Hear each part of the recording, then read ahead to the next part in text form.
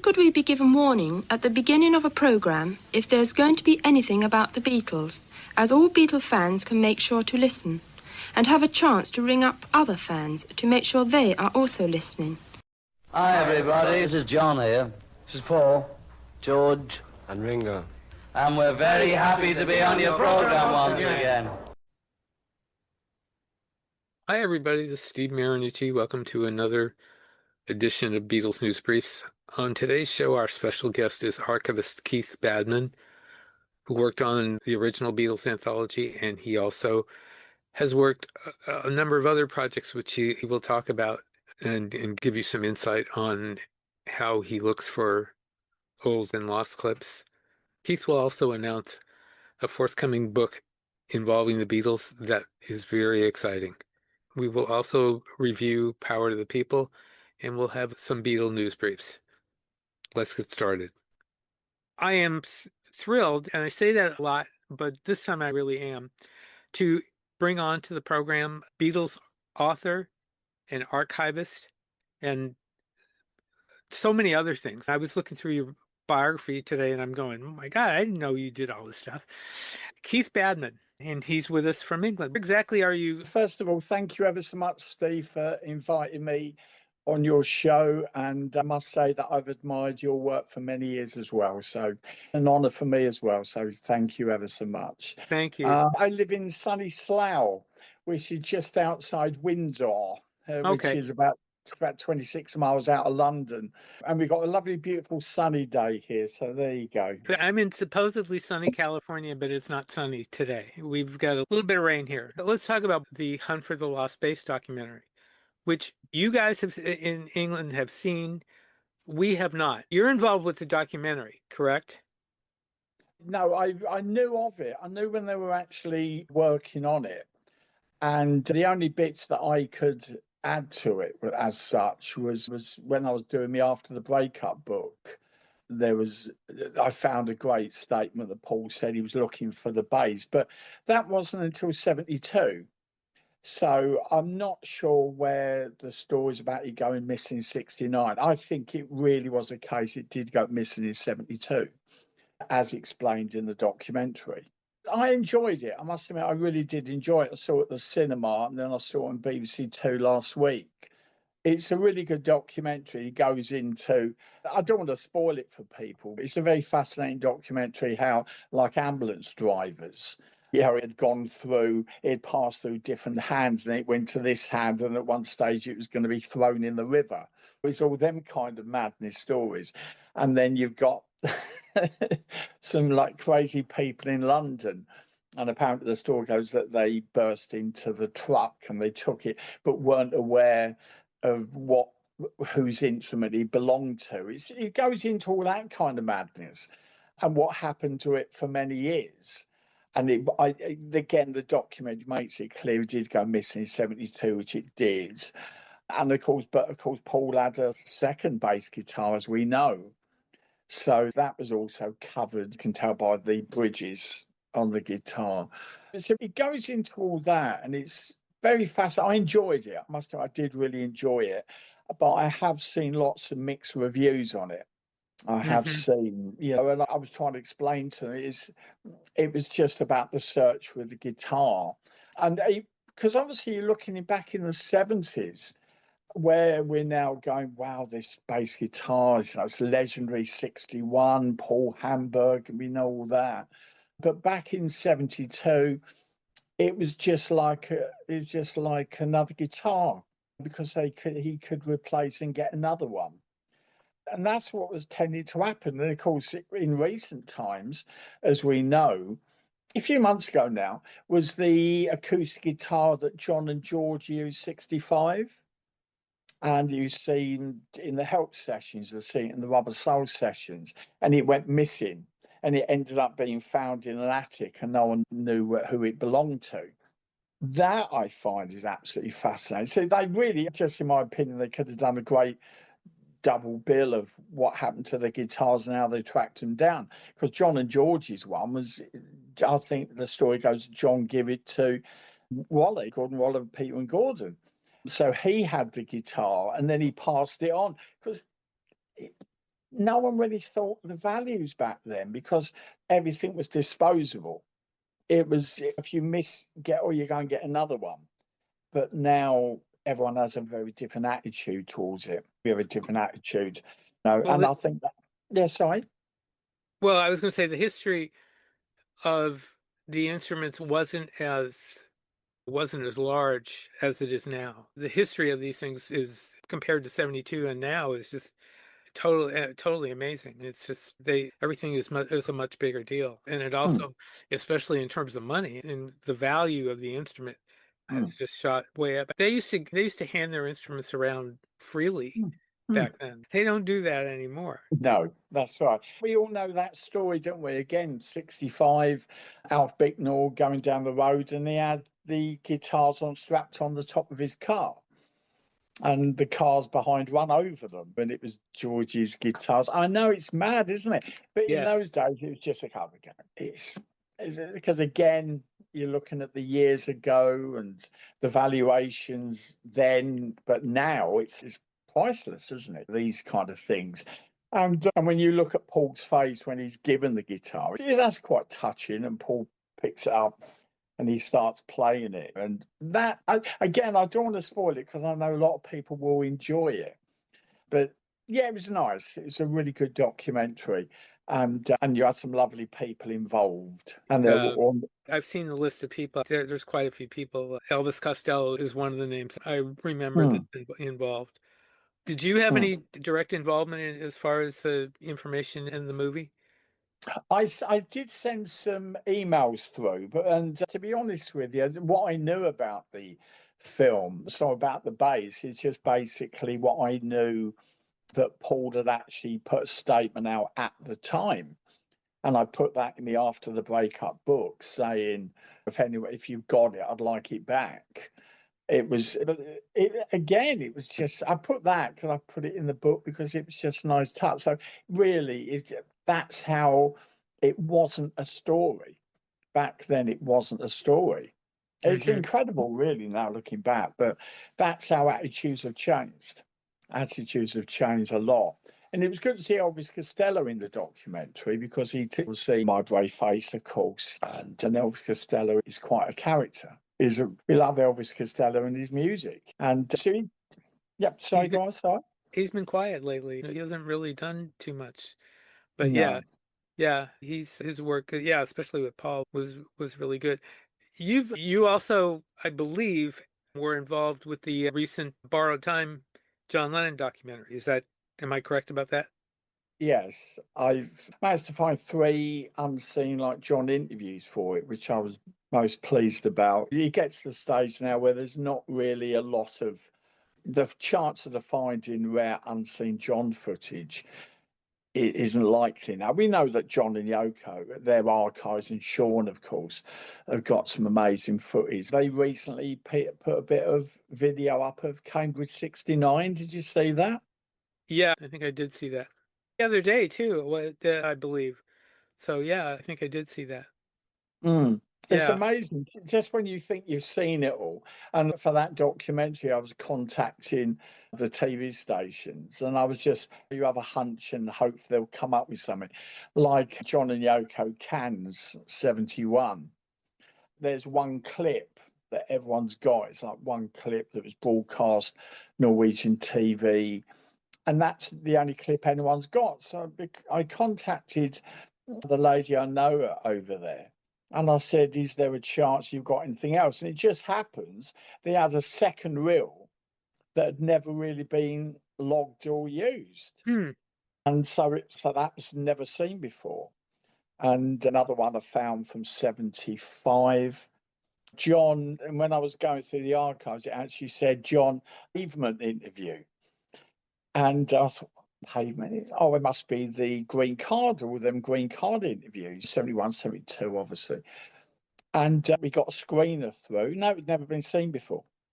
It was John just interviewed on the sidewalk, another one of his green card cases. So it's great to find them kind of things. And Yoko and Sean's archives have no doubt got some other bits still in there.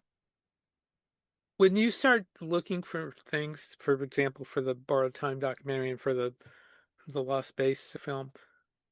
How do you, just generally, what do you do? Do you have a method into this, or does it change for every archival piece you're looking for?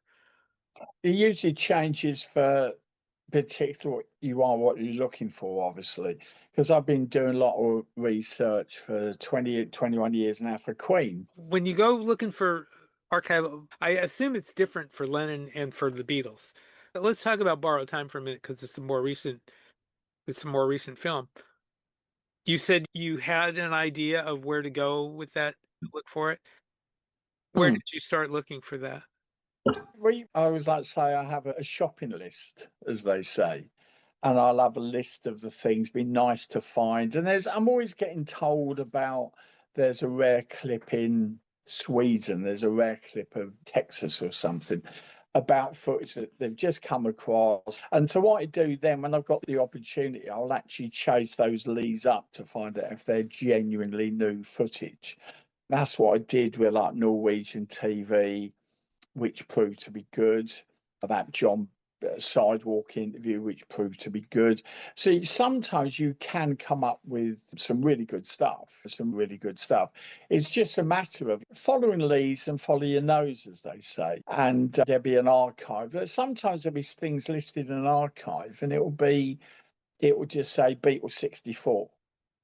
Now, that could be anything. So then I'll ask to call up a screener, and then we run it and I go, we've got this. But sometimes it will be stuff that's what you call trims. There's stuff that was left on the cutting room floor. And then you pull it on, you go, wow, look at that. It goes on the extra 40 seconds or something. It might not sound a lot, but it's unique new footage. And we have got to the stage now where finding anything new, John wise, of course, Beatle wise, even George, is hard to come by. But the stuff's out there. I'm amazed at all the stuff that's out there. Because when I was working on the anthology back then, one of my jobs I was doing was to look for footage which hadn't been come across before. Did you have anything to do with the new version? No, and in fact, with the new anthology, basically they were working with all the stuff they had. Everything they had that was added was in their own archives, such as the Get Back films. But what they did with the new anthologies is because they're a lot shorter than the original ones from 1995, a lot shorter. And they redid the sound, they cleaned up the picture, and there's a lot of editing done, but the quality is a lot better on the new one. If you compare the versions from 95 to the versions on Disney Plus now, they're a lot different. The quality is a lot better, and the sound's a lot better as well, because a friend of mine said you can tell the difference in the new version because Ringo's drumming is a lot more prominent. They really does. Wow, listen to that. Because now with AI, they've took out the screaming, and I was impressed with the new version. It's a lot shorter, those new versions, but they're more compact. And I think that's what they've done it for, because they're trying to appeal now to the younger fans. And of course, shorter, and it's more viewer friendly, I think. But we've still got the original ones from 95 if we ever want to go back and see them. I was, I guess, not surprised, but when I saw the last reel, that they had basically just taken, they went within a small window. In other words, they didn't expand through the whole documentary. All they did basically was go for now and then in that last reel. And I was hoping they would do a little more than that, but Yeah. what can you do? And they weren't gonna AI things and screw Mm, things up that way. But exactly. Well, because yeah, sorry, please go. well, I was going to say, go ahead and say what you were going to say, but go ahead and talk a little bit about the making of the original. Making original, I was called in, and it was brilliant. It really was. It was absolutely. I got wonderful, lovely, loads of stories from that because it was Well, such a. tell us I'm some. sure. I want to hear them. You're as mad on the Beatles as I am, Steve. Excellent. Yes. Yeah, we love them. Yeah. When I used to go on the Beatles Anthology, there was the editor, Andy Matthews, and he was a real lovely guy. He's no longer with us, really lovely guy. Worked on the Channel 4 series, The Tube. I don't know if you remember that, so I'm sure you do. And every time I'd go in, there was one door of Apple, a bit of trivia here, when they used to be at Wendell Road. It's gone now. They obviously only had it for the anthology. And they had two doors there. And the first time you'd go there, you'd go in the first door. And this was, they were to see if you're genuine, you basically knew your stuff. And if they thought you was okay, you were allowed in the second door the next time. This is real trivia here. So, and when I went the second time, I went up the second flight of stairs, and that was going up the stairs. On the right hand side was the editor, Andy Matthews, as I said, and he was a real lovely guy. And I'd go in there, and he'd always have the door open. And I go, hello, Andy. And I remember watching on the screen, he was editing the anthology and he was doing, and I remember going, wow, what's this? And he's the one working, this particular week, he was working on 67. And I remember he had the different captions and everything. And I remember Strawberry Fields. I was like, wow, this is amazing. And then directly opposite him was where the researcher was now. So every time I'd go there, second door, editing door open, and I'd sit down there. In any case, went back another time and the editing door was closed. I went in to now the researcher, who's also no longer with us, and she was great as well. And I said to now, is everything okay? Because the editing door was closed. And I went, everything all right? She said, yeah, we've got an important visitor today. So I'm sitting there making all my notes saying, I found this great footage of the Beatles in 65. And I heard the door of the editing suite open and George walked out.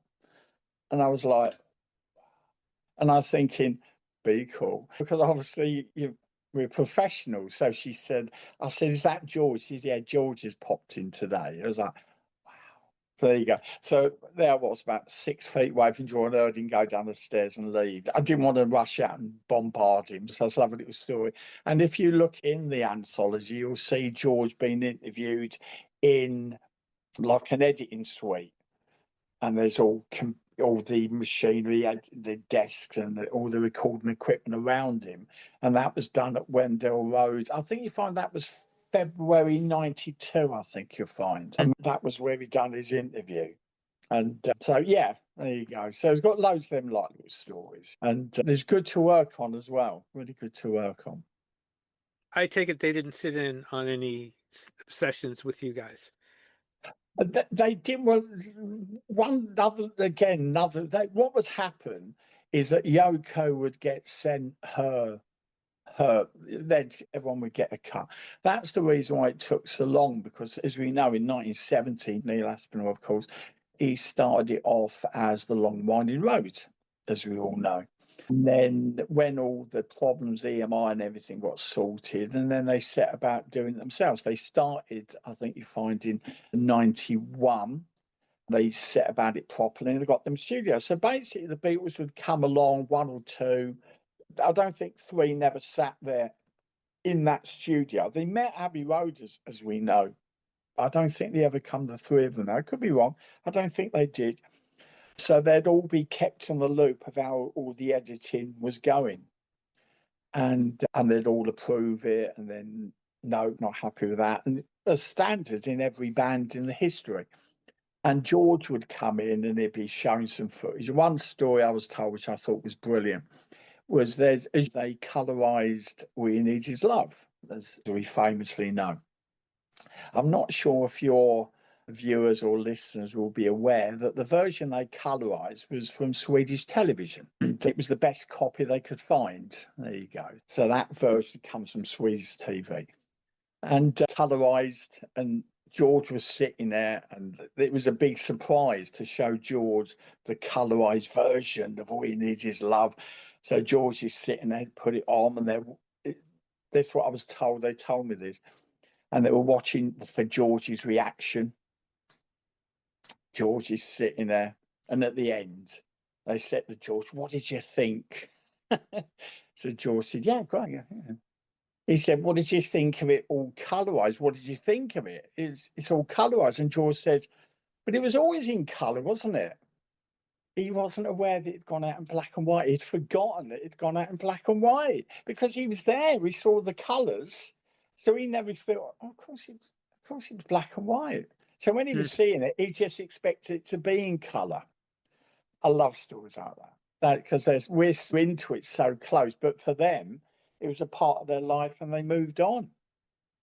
Did Paul come in at any point, or did Ringo come in at any point I'm like that? pretty sure they did, yeah. There was one famous story, wasn't it, when the three of them went into the editing studio, and then, which again, I'm not sure if it was a holdout, that they were definitely in there, and then the three of them went round to Chiswick High Roads, the Chiswick High Road, near to where they were filming, and the three of them had lunch together.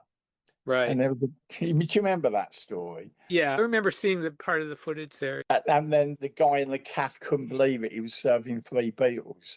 And I put that in me after the breakup book because it was the fact they were starting to hang around together, obviously, obviously for the purpose of the film, of the anthology series. But yes, it's a long answer to your question. But yeah, it's great looking for rare footage, and you're hoping that rare stuff will turn up. Because if you look at the stuff that's in the BBC, you're looking at all the lost footage that's gone. Jukebox juries, of course, have gone from the BBC archives. And what I thought was amazing when the Beatles anthology was working, that they actually had like Georgia and Jukebox Jury when they were working on the anthology, but didn't use it. Here we go. So there is stuff out there in private collections that we're never going to get access to, and that's what I was saying about the John and Yoko Cambridge '69. And when that turned up the other week, that was amazing because it could only have come from one source, and that was John and Yoko's open reel video machine. And Did they you put. see? Go ahead. No, I don't mean to interrupt you. Go ahead and finish that. Finish your thought. and the other one that Facebook John had put up was John and Yoko and their appearance on the Simon D show, 1970. And that was amazing. Because again, what John and Yoko were doing, they had like an open reel machine, and they were getting Tony Cox, obviously Yoko's first husband, as we know, husband. He was making recordings off air. And so that's how that survives in John and Yoko's own private collection. It's not in the ITV archives, but it's in John and Yoko's collection, and Cambridge '69. And then Parkinson '71, that survives because the BBC wiped their original recording of it. But John and Yoko actually went to the BBC at the time after broadcast, and they actually bought a copy of it for their own archives because they went to BBC Worldwide and they purchased it for their collection. BBC wiped it, but John and Yoko still got their one. That's how it was shown on that John Lennon day back in 2020. That was it. So the stuff's out there if you know where to look, but getting access to it is not always easy. It's like again, Jukebox Jury, John and Jukebox Jury, that survives, but the copy I know of doesn't have any sound, which isn't a problem, but it's gone into archives that are now spread around the world and you can't get access to them. Will we ever get them? Will we ever get to see them? I don't know. It's like the BBC have just had returned 2 missing episodes of Doctor Who from William Hartnell, and they were just sitting in the guy's collection. He's just passed away, and he had these films in his library, his stash of films. He's had them for 51 years. So you're talking about the one where they're in the Doctor Who? Is that the one we're talking about? No, that was The Chase, wasn't it? Little clip of Ticket to Ride. No, the BBC have just had returned 2 missing William Hartnell Dalek episodes that have been missing. So that's my point. There's stuff in archives that you don't know what's in there. You really don't know what's in there. And you just got to be optimistic that more stuff will turn up. And they've just had some more returned Top of the Pops from 66, 67 returned to the BBC. It's like a patchwork quilt, but it's slowly coming to the surface. It takes a while, but it slowly is. Right. Alan Parker told me that he got heat from the Lennon estate about borrowed time. Does that kind of thing happen? Is there ever any times when the estates or when the rights holders are actually cooperative with allowing you to use stuff, or do they usually resist, like what happened with borrowed time? The fact is, the people who own like the Lennon's estate, Harrison's estate, it goes on, and Apple, who, of course, for Beatles, they never like anything unofficial, but that's always been the case. It's always been the case because they don't want people making money if it's unauthorized. They're just protecting their interests. And Right. Apple have been notorious for that, as we know over the years. We could have a 10-hour video here and we could go into all the stories that's been happening over the years. But that's normal. And of course, if you know the law and you know how to get around it, there's nothing they can do really. Look how many unofficial Elvis films have been, how many unofficial Beatles ones, how many unofficial Marilyn, of course, how many unofficial films. And they can't do anything about it because you're making it clear you are getting someone to impersonate. It all comes down to if anyone's going to be making money, they're not making money off it themselves. They want to protect their brand, of course. And usually what happens, the reason why they get heated with some of these films is because they feel that their copyright is being attacked. Their copyright is you're breaking their copyright. But it's not really usually the case because whenever we license film, I've gone to like ITV, I've gone to Getty, and Getty control the BBC. So I've gone to NBC, CBS, and America, obviously. And you go to them and they will give you a license and you obtain like 40 seconds, you obtain a minute, or you obtain 20 seconds, whatever. And you license it off them. They are the copyright holders. And if I was to say, I want to use a clip of Penny Lane in a film, they would say no. Apple would just say no. That's it. Not even anyone. No. And our lawyers are watching that kind of stuff. So, think that's it. No, you can't. You really can't. But there's lots of footage which Apple, Lennon's estate, Harrison's estate goes on and on. They don't own it. They can't do anything about it. And so that is playing ball. I've done like 2 Elvis series. And if you're doing anything involving Elvis, you know jolly well that EPE, Presley's Enterprises, they're there. They want to know what you're doing. So you have to make sure it's all within the boundaries, and they can't do anything about it. And at the same time, you can't use their music. So it goes on and on. Yes, yes, it's common that they do get funny because they want to frighten you off. Simple as that. That's what they want you to stop what you're doing and lock the door on the way out, kind of stuff. That's what they do. But if you know how the law stands and how you know what your rights are, you can get round it as long as you're not doing anything naughty, as they say, Yeah, there you go. Have you seen the Elvis epic film? I have, yes, and I adored it. I absolutely adored it. I really did, I must admit. I've got a hell of a lot of time for Baz, the director, and the hype surrounding it was going on for quite a while. And you think, because the hype, is it going to be as good as what you hope? Yeah, it was just absolutely brilliant. And I love the stories about people who, like the mum who saw Elvis in 74 or whatever, and then she's taken her daughter and they were like going 5 nights running, and those kind of stories are fabulous because it's again, like they're doing it with the Beatles and the 4 films they're doing, they're trying to bring Elvis, the Beatles, to the new generation. That's what they're doing. And I thought Baz done the most amazing job on the film, really was. And I saw it at the IMAX and it was stunning, absolutely stunning film. Because that's what people want now. They want to see it on IMAX. They want to see it just absolutely stunning. That's it. I loved it. What did you think of the Baz film? Initially, I was excited. And then when I heard it was just outtakes from the 2 concert films, I went, no, I don't know.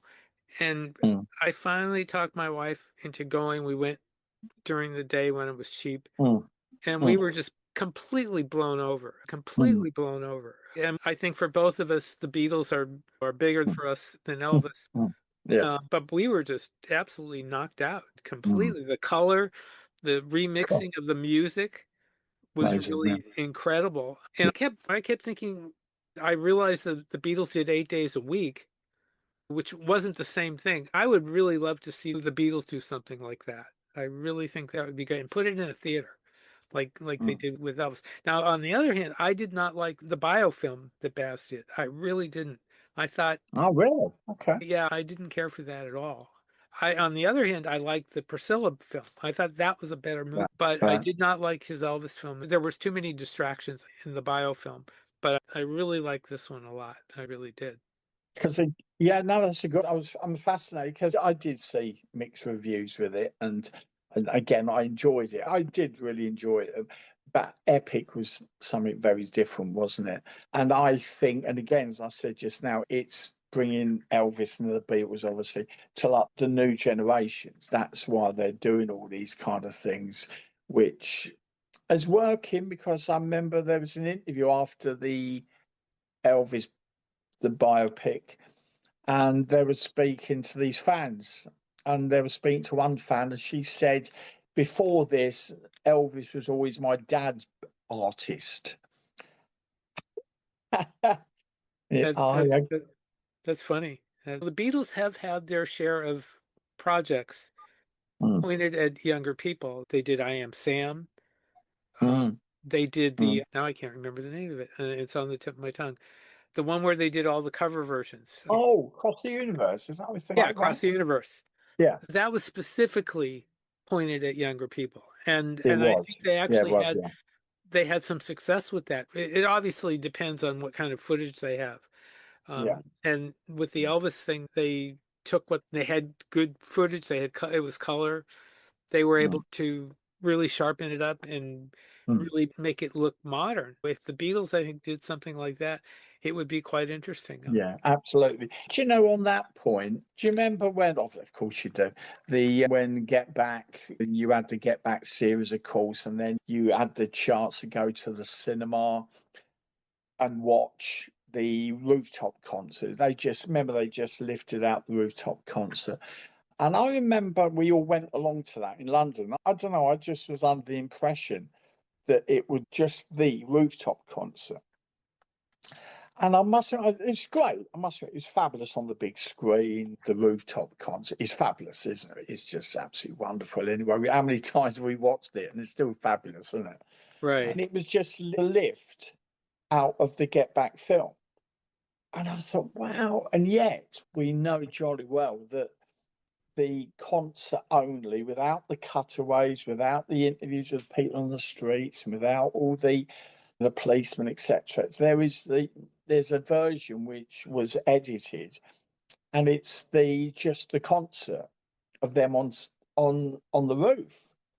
And I think, well, see, that's something that Apple really should have done. I agree, they should put something out which is like an experience. Shade is hard because there's always the rights issues. For so many of the Beatle projects, there are rights issues, which they have to get clearances, which is industry standard, and the legalities of it all. It isn't quite so easy. But of course, the Beatles, Apple do own the Tokyo concerts, as we know. But they're theirs. They still have to work with NHK Japan, of course, but it can be done. But of course, the Beatles in '66 weren't sounding as good as they were in '60. You can see they were showing signs of fatigue, as they say. So that is the problem here. What do they put out? 8 days a week was good. Yeah, it was good. I enjoyed that. Yeah, I do. But they should do that. But what could they put out now? What is left to put out? Washington is a good one to release, and a very underrated concert, which we all know it, but a lot of people would be amazed by, is the Paris June '65. And that's pretty good. I think they're absolutely fabulous. The way they sound, the way it was mixed, the way it's recorded, that would make a great film. And the master for that is a tele-recording, but with modern technology, you can clean that up big time. Do they have the rights for that? Does Apple own that? They don't own the rights to it, but as I said earlier, all you do is you obtain licensing. I know it's not always easy as that, but it's a good example. If I was to say go to French TV and acquire Paris 65, the first thing they'll say is no, you have to go to Apple. They will say that. I remember when I was doing some archive footage, and one of the people on the program said it was John Still from the Animals. Ah, And he said, yeah. And he said, I really want to get some footage of us on the Ed Sullivan show. So I went to Ed Sullivan's show. I said, want a clip of the Beatles? You want a clip of the Animals? And of course, the Ed Sullivan people, lovely people, they go, nope, we won't do anything unless you get permissions from Apple, you get permissions from Elvis Presley's estate. They won't release anything unless you get permission from them. That's how hard it is to get. It is coming out. Look at them wonderful Beatles Ed Sullivan packages. They're absolutely brilliant. But that was done with Apple's endorsement. But right. it's easier to get endorsement if it's an official production. Not so long back, I was asked to do help on a documentary on Pink Floyd. And I said, that sounds good. That sounds brilliant. Have you been given any music? No. I said, but it's a non-starter then. How can you do a documentary on Pink Floyd? You can't even use their name. They don't own their name anymore. So you think, what? So that's what I mean. So these programs are not getting made because it's so hard to get the licenses and the rights and everything. It really is.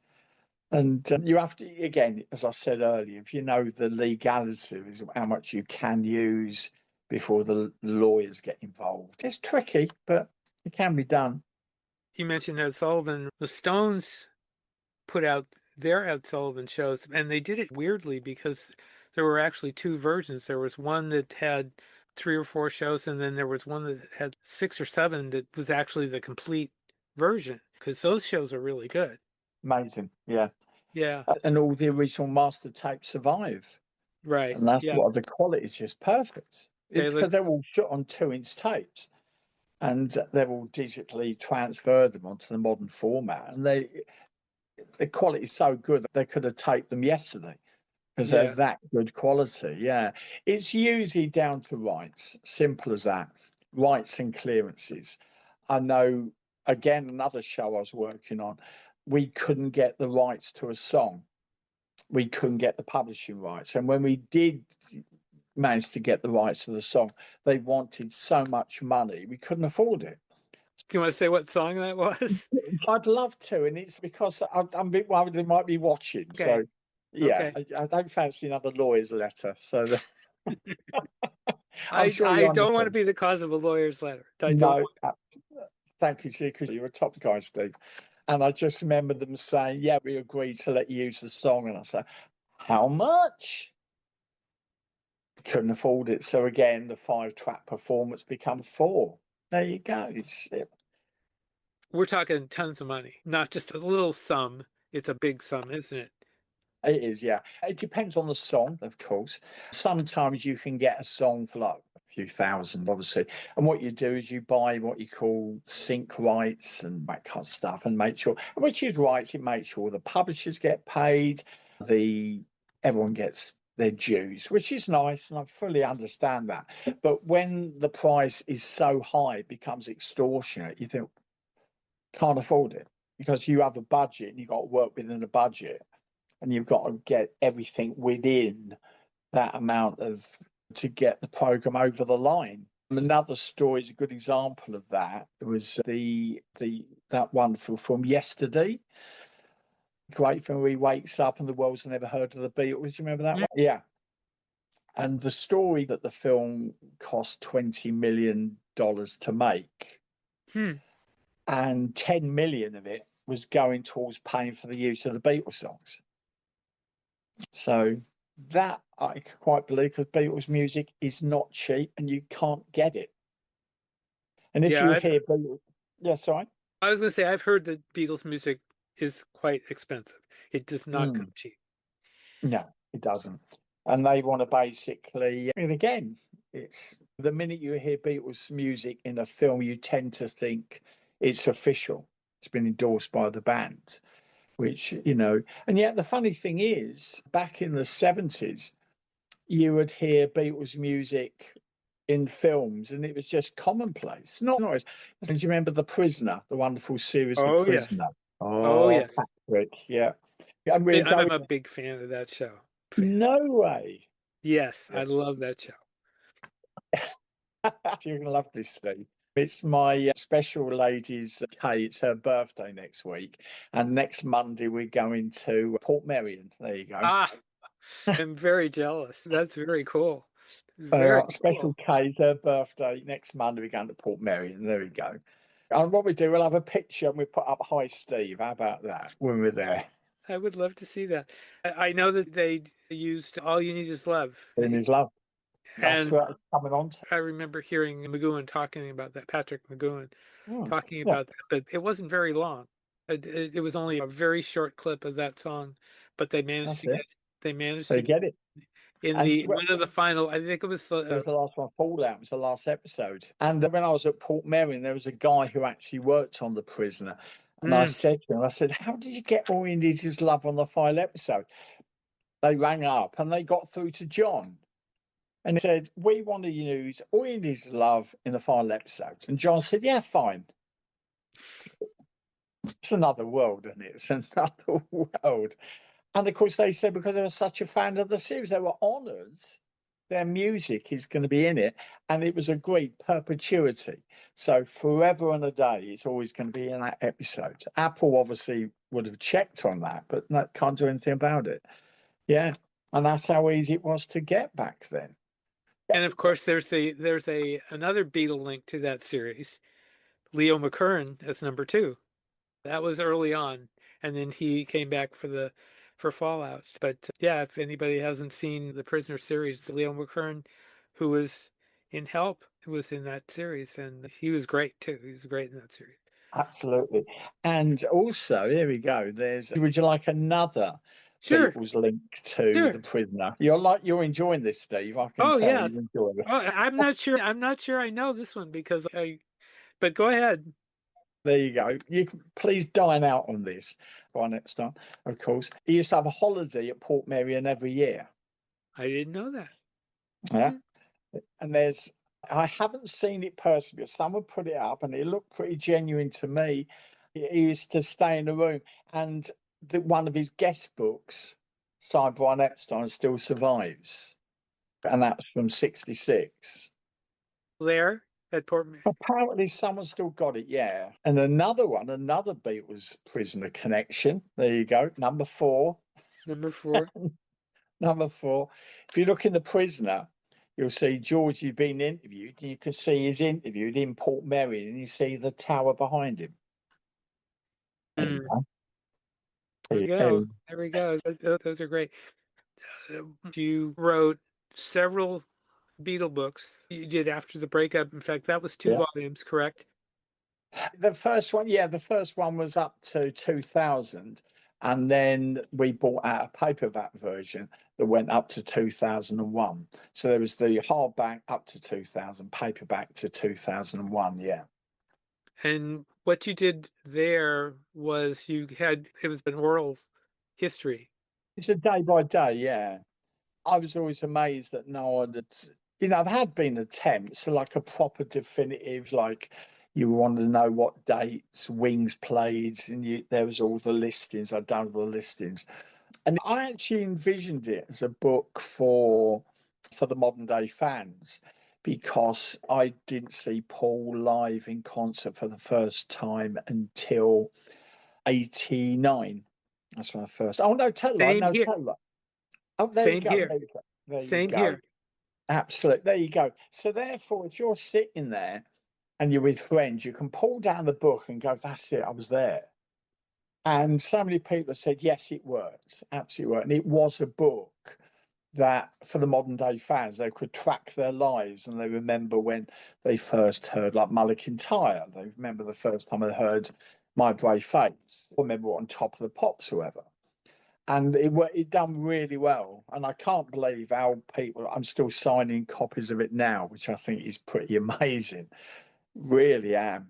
And I'm proud of that book. And then because it done so well, then the publisher, he's Chris, he said we should do it up to 2001 because Linda, we unfortunately lost Linda, lovely Linda, around when I was doing the first one. So we bought it up to date to 2001. So that was the first books I did with music sales, omnibus. Then I convinced them that we should do like an oral history of the Beatles. And I'd collected over the years so many interviews with all of them.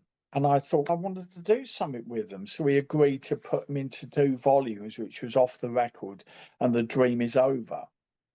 So it was basically full of stuff that you think it was common interviews plus some rare ones, like John American Tour 65, where he was talking about where they were going to do a cartoon version of his books. And I was amazed by that. So, wow, look at this. And of course, you had the Yellow Submarine, but this was in 65. They were talking to him about these books into a cartoon, which I was amazed. This didn't come from a third person. This was John at a press conference. So then I collected all of those things and put them into those books. So there were the 3 books that I did with music sales, and they should still be on Amazon with a bit of luck. Should be, yeah. You think, what do you do with this? But that's when I done first. After I started on after the breakup in '98, and I'd done everything as a floppy disk. Can you believe that? But it just now everything is so different. I was going to talk about more of the archival stuff you've done with the Beatles. When did you first start doing archival work with them? What with the Beatles themselves? It was all to do with the anthology. Simple as that. So the anthology was a starting point. It was the first time I'd got in because I'd always had a massive interest in archive film and video anyway. I always had a massive, because my wonderful late parents, they were both heavily into film. They loved film. They met at the cinema. My dad was the projectionist. Mum was the usherette. It's just pure romance. It's beautiful. So the love of film was always in my blood anyway. And then having a mad passion for the Monkees, which I still have, and of course the Beatles, which I still have. It all just merged. So I started collecting as anything I could of the Beatles on film. And that was it. And so I was buying up every VHS tape I could get, every 60mm film. So that started for me, would you believe, December 79, would you believe, when I taped all the Beatles films at Christmas when they were shown on BBC Two. And so there I was, and it was the first time I'd ever seen Magical Mystery Tour. So I was too young in 67 or 68, obviously. But I saw it December 79. So there I was with my VHS machine recording all the Beatles films. And I was like the most popular kid on the block that I could show Let It Be whenever I wanted. So that's when it all started. And then eventually I was freelancing for Apple. It's only just whenever they needed something, I went in and that kind of stuff. And then, of course, it went on. I'd done it with other BBC, Granada, ITV, the programs you saw listed. And then it developed, and I started doing research for Queen, and I'd ended up doing 21 years with them. Again, freelance. Yeah, so it's really sweet. We was watching a program, the others with me girlfriend the other week, and they were showing Queen Rock the World. And I was like, wow, my God, when did we work on this? And up comes me your name, and you think, wow, because it's a get the pause button handy, and it's good. I love doing it. I really enjoy doing it. But the problem is now to find new footage is getting harder now. That's the problem. Because by now, I think it's amazing the fact that I think the Beatles were no more as such as a band, 70, obviously, and yet still things keep turning up. That's pretty amazing. And same for the Rolling Stones. And there's not a lot of stuff that I don't think hasn't been seen now. But I always love to be proved wrong. Yeah, right. That's how I got into a film and video, back then. Just rattle off some other names that you've worked on besides of the Beatles, Queen. You mentioned the Monkees. Have you done any? Monkeys. No, I would dearly love to. The Monkeys, we have to sign out to the wonderful Andrew Sandoval.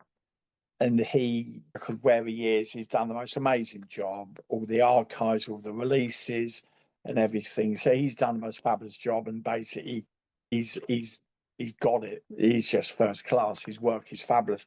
So I've done lots of other stuff. I've done, oh my word, I've done stuff for Small Faces, Kinks, Animals, goodness gracious. I've done some work for, found some lost footage for Scylla, would you believe, which I was quite pleased about. Really pleased. Do you want to hear that story? Yes, let's hear that. Is this recent now, or is this a recent story? Or is this something that happened a while ago? This was when she was alive, which I'm Oh, pleased. oh, I was asked to do a TV series for Granada that was going to be screened on Channel 4, made by Granada for Channel 4, a series called My Generation. And so the idea was like it was going to be our first season, which was the animals, kinks, and trogs. Then we had a second version. And then they said, what about celebrating classic British singers? And we thought, great idea. So they obviously drew up a short list. And naturally, Scylla was mentioned. And what's good about it is that Scylla, she did obviously when she was alive, she lived about 4 miles from me round in like Denham.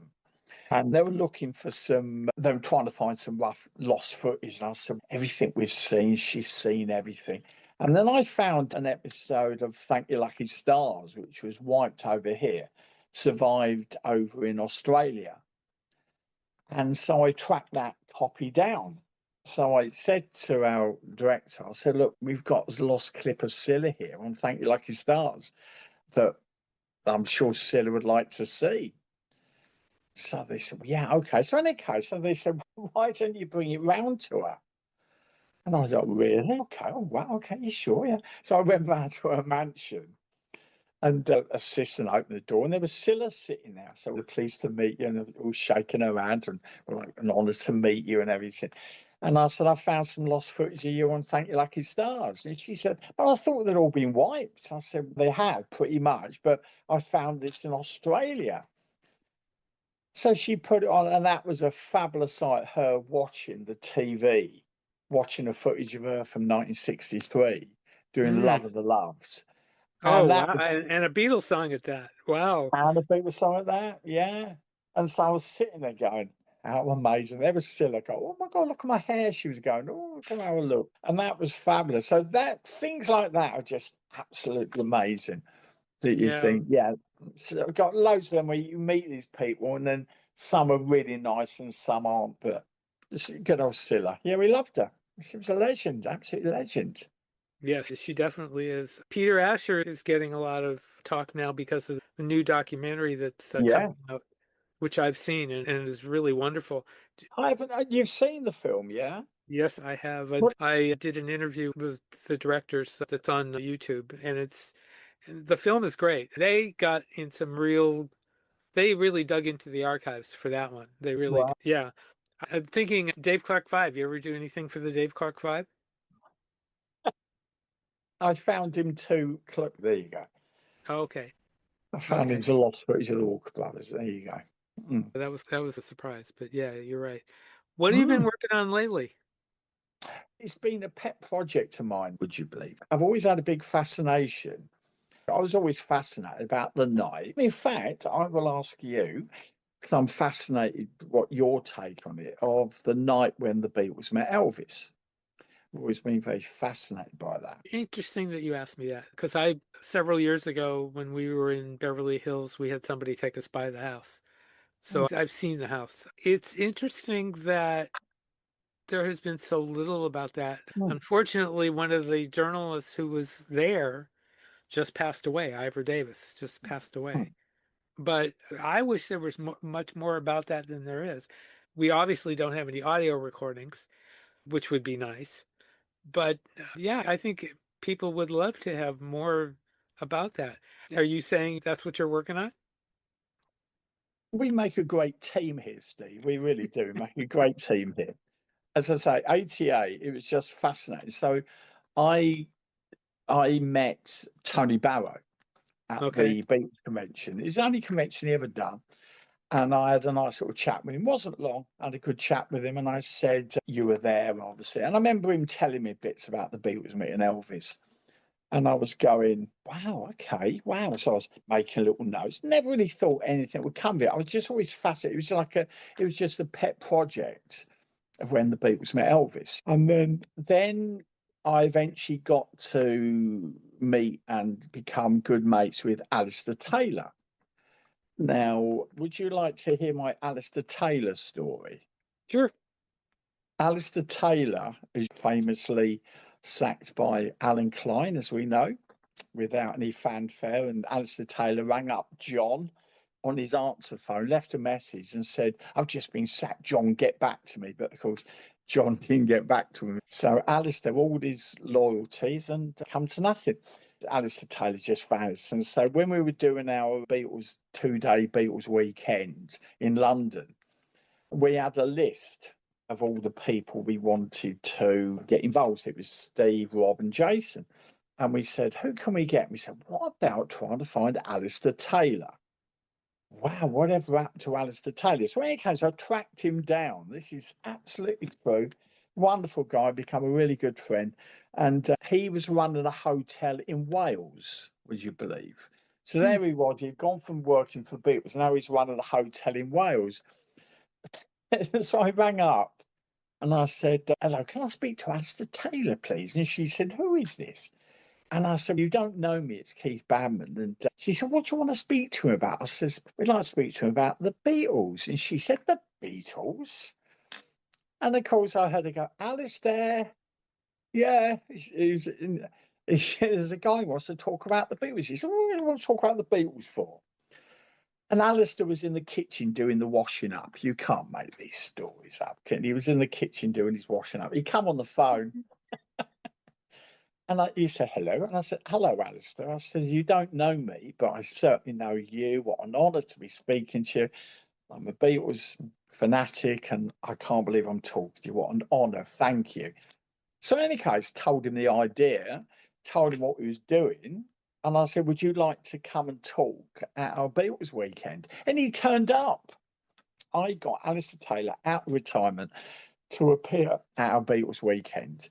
A lovely guy, and I remained friends with him till his passing.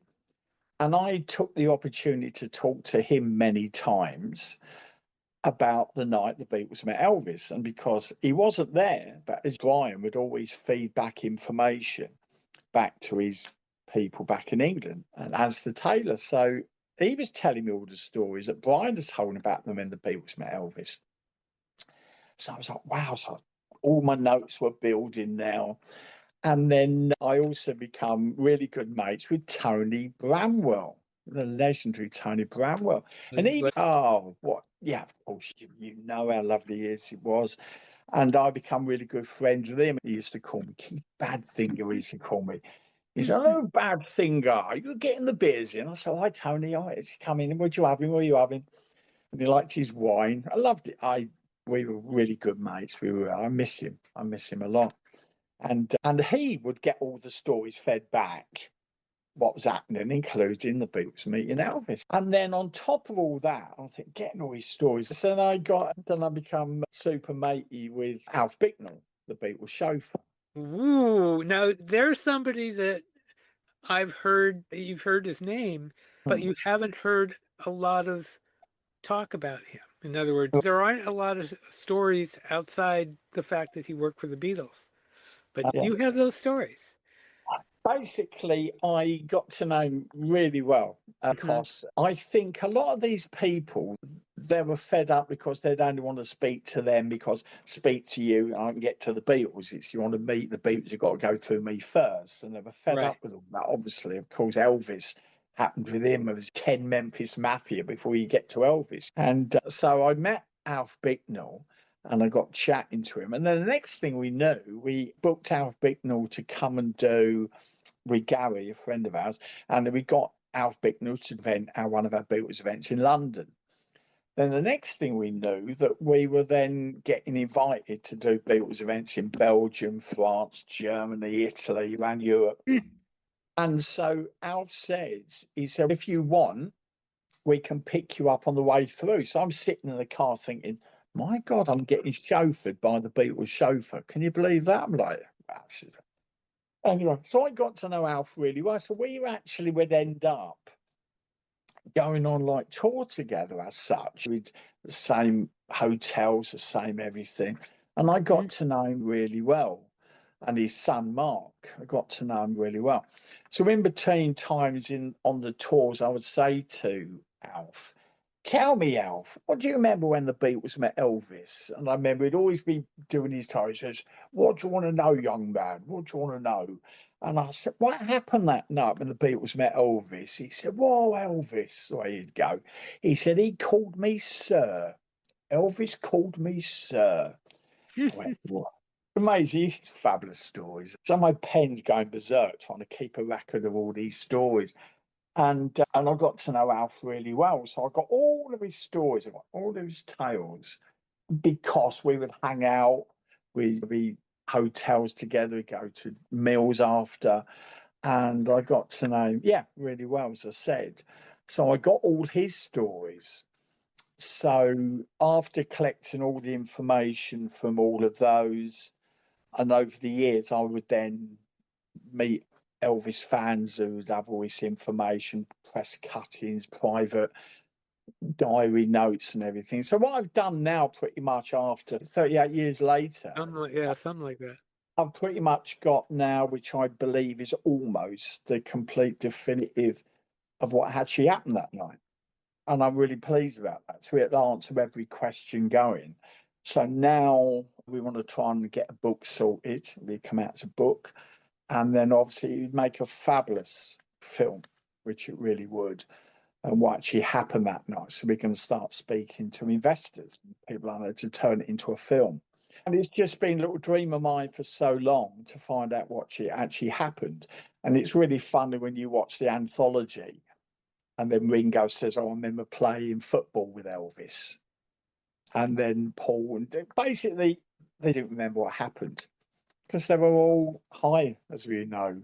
Right. So they don't really remember what happened.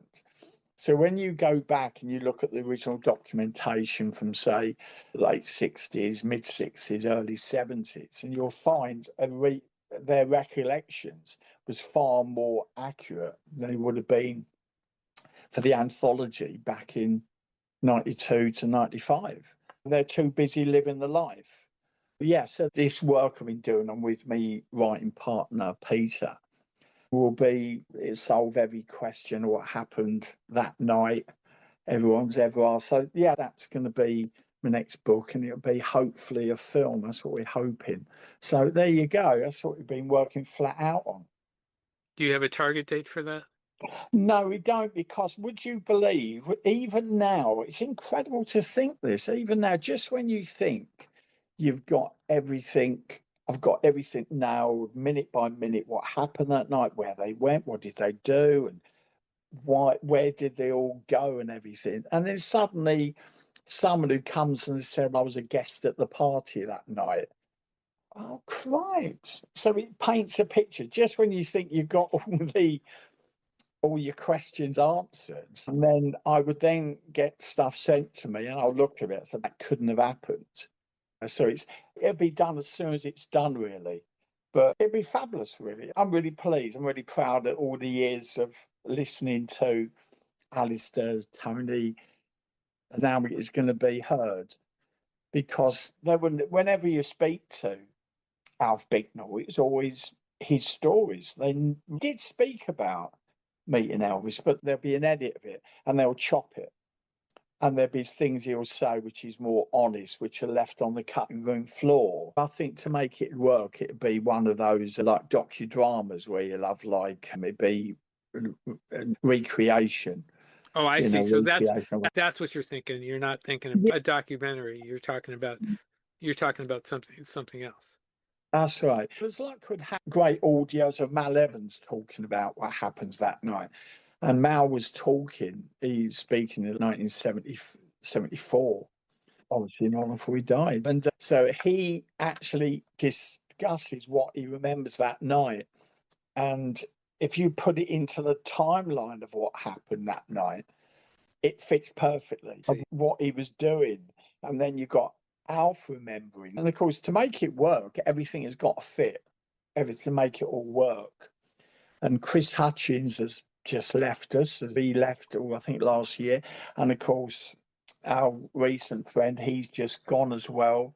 So I was lucky enough to get interviews with some of these people, like Chris Hutchins, before he passed, because he'd done a book when Elvis met the Beatles. He'd done that book a while back, I think back in the 80s.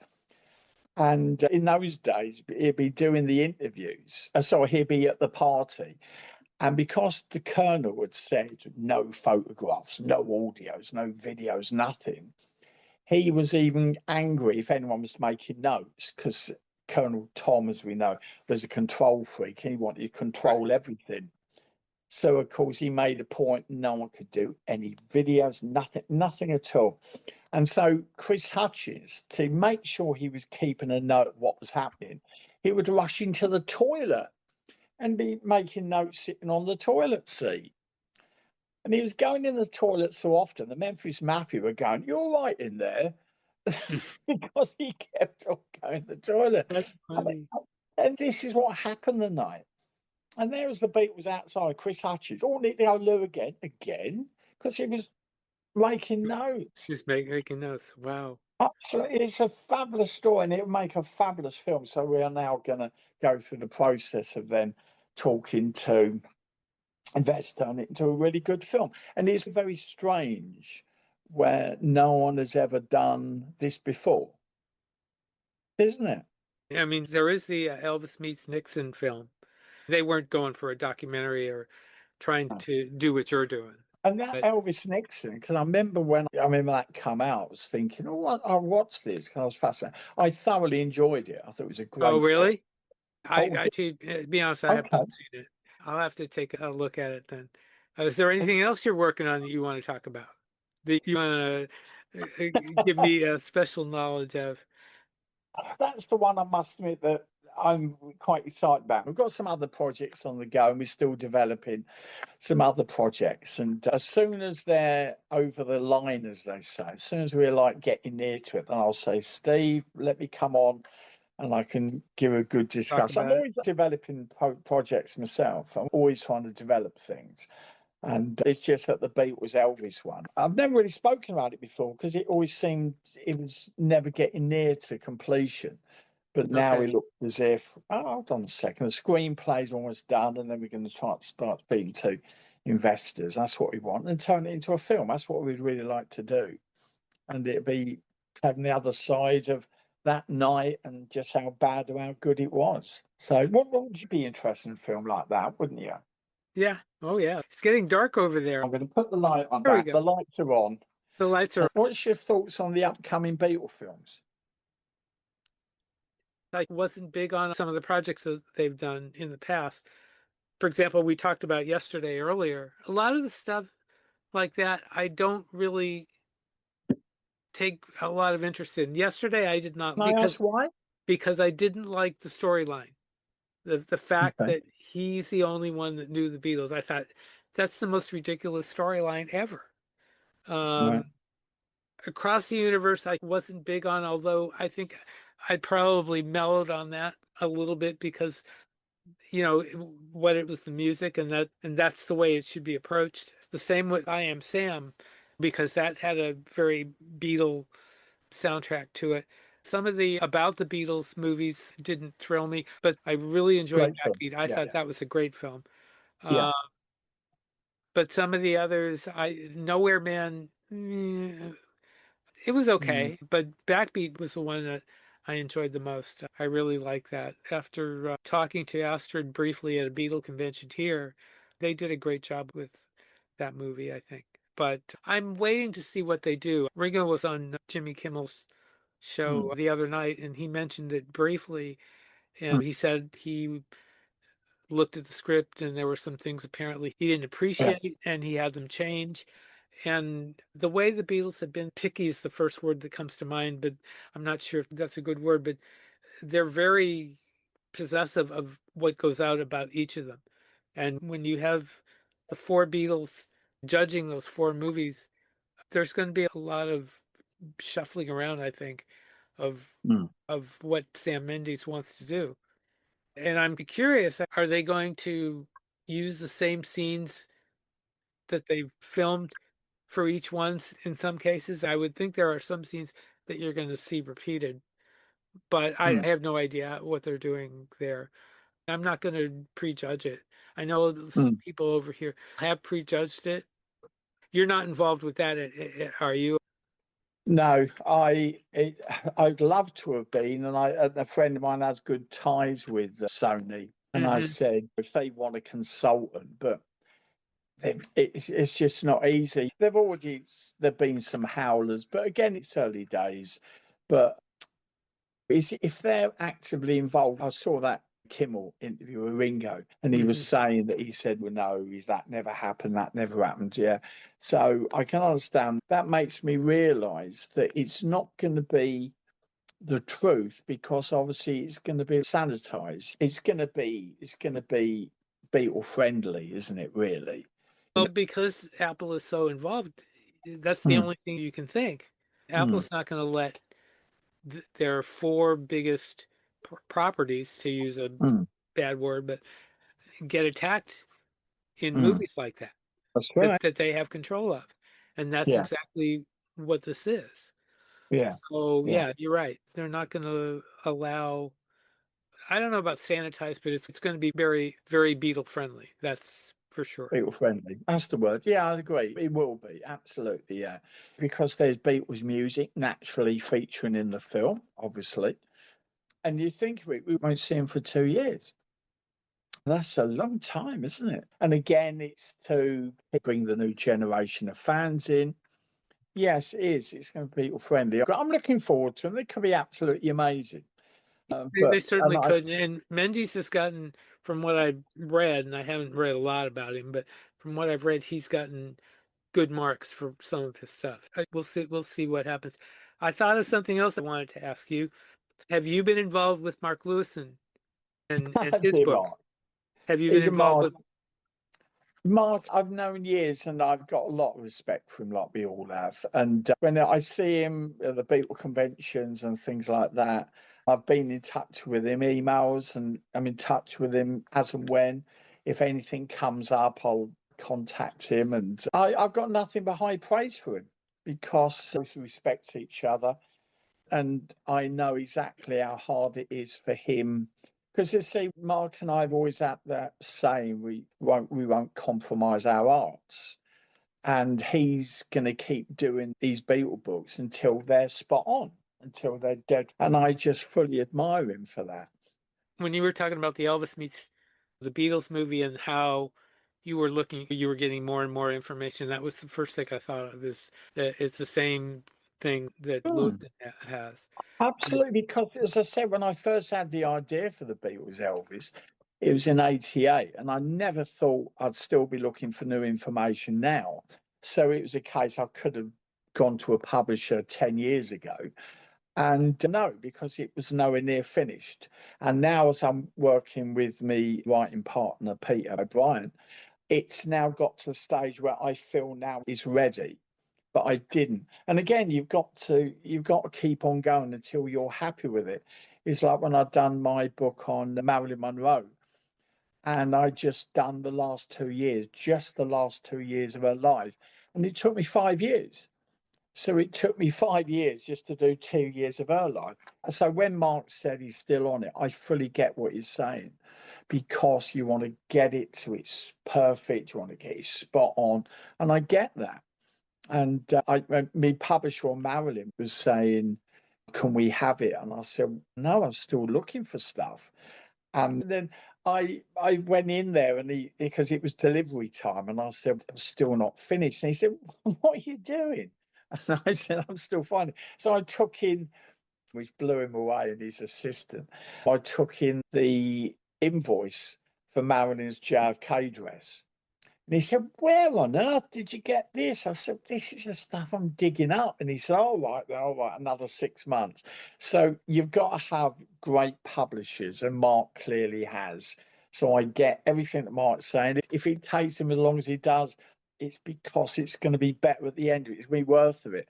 And me Marilyn book, I'm really pleased because it was endorsed by Marilyn's estate. It was the first ever book to be endorsed by Marilyn's lawyers, her legal team and Congratulations. everything. And they're still negotiating to turn it into a 6-part drama series. And so in my heart, same for Mark, got to keep on going till you're happy with it, imperfect. And that's exactly how I feel with my work and Mark as well.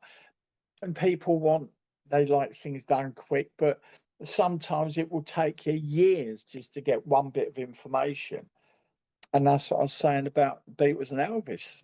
Never thought I'd still be turning up new information and piecing it all together. And now when everyone gets to see it, it's going to be every question has been answered about that night. That's what I'm hoping. And I've done it like with Marilyn as well. It basically proves conclusively how she died, and there's no question now. So there you go. That's good research, and it does take forever. So with Mark, he's taken as long as he is, but he's on it every single day, like I am with mine, and his work is first class, as we know. So it'd be worth it. Yeah, he's a real nice guy. I've got a lot of time for him. He's a real, and we respect each other, which is nice. And there you go. And, Right. I think that's a good place to leave this discussion, because letting people know how your work and his work parallel each other in its completeness. And because I talked to Mark within the past couple of months. Oh, I saw that interview. I did. I saw that. Yeah. Yeah. Thank you. And he did a lot of other interviews, not just me, but their social media has been going, why don't we have these books? You basically just explained the reason. And it's not an easy reason to No. accept, but No. if you want to do the job, you have to Absolutely. do it right. Absolutely. And that's exactly what it is. Just when you think you've got all the information, then suddenly someone will go, what about this? When in fact, I'll tell you this quickly before we end, which is absolutely true. When I was researching like Marilyn's death, I was going to the medical library and I was going through vintage papers of how your organs collapse when you're dying and everything. I know it sounds morbid, but I was just trying to work out for what happened the night Marilyn died. I was going there so often, the guy thought I was a trainee doctor. And I says, no, this is research. He said, who are you training for? I said, no, this is because I'm researching a book, because I had to prove everything. And again, I had printouts when we work, and I was taking around doctors, all the hospitals, and I said, look, I'm willing to donate to your charities, donate to his cancer research, all his value stroke associations, all these. Could you just read this to tell me if it's correct? Now, if anyone would have said that's not right, I'd have had to do more research. So it just goes on. So yeah, so one fact, you could be on it for years. And that's exactly what Mark's doing. So there you go. It takes the time, but at the end of it, never compromise your art. And at the end of it, it's going to be worth it, because you can have a fabulous bit of work on your hands. Right. There you go. Right. There you go. Keith Badman, this has been an education, and this has been a lot of fun. And we will talk again. We will I'll talk look forward to it. We will talk again. Thank you very much. And as I usually do, I'm going to fumble around for the record button, and boom.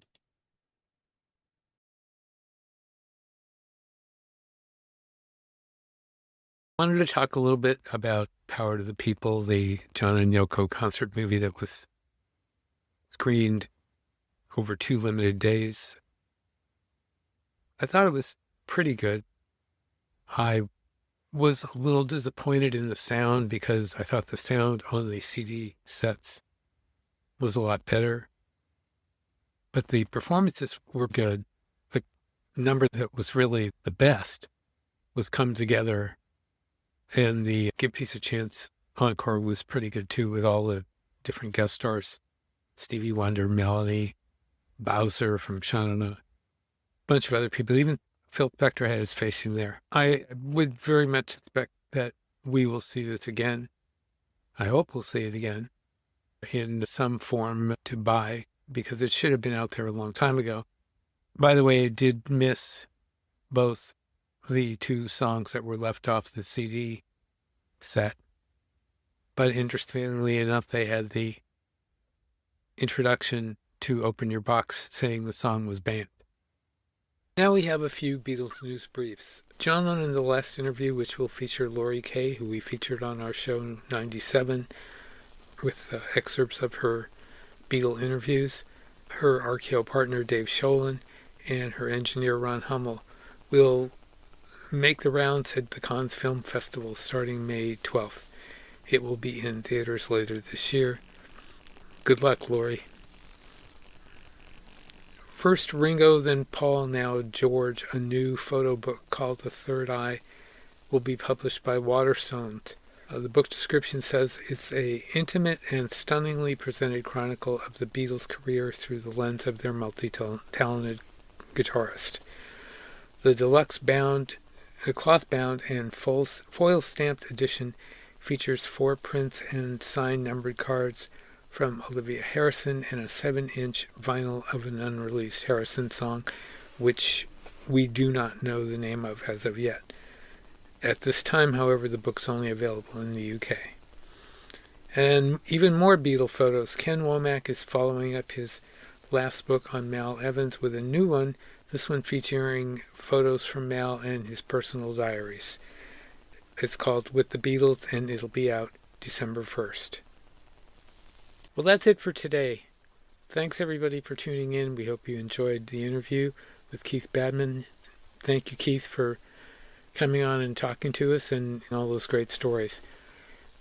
We'll be back soon with another show. Find us on Facebook with our Beatles News and Information group, which just passed the 13,000 mark. I post regular Beatle news. I also post news of this podcast when it goes up.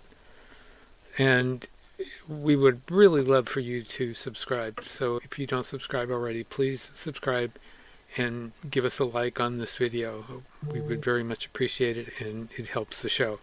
Till next time, this is Steve Marinucci saying, be seeing you.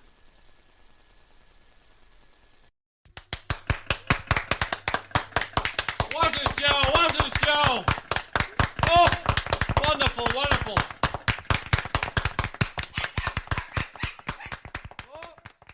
Be seeing you.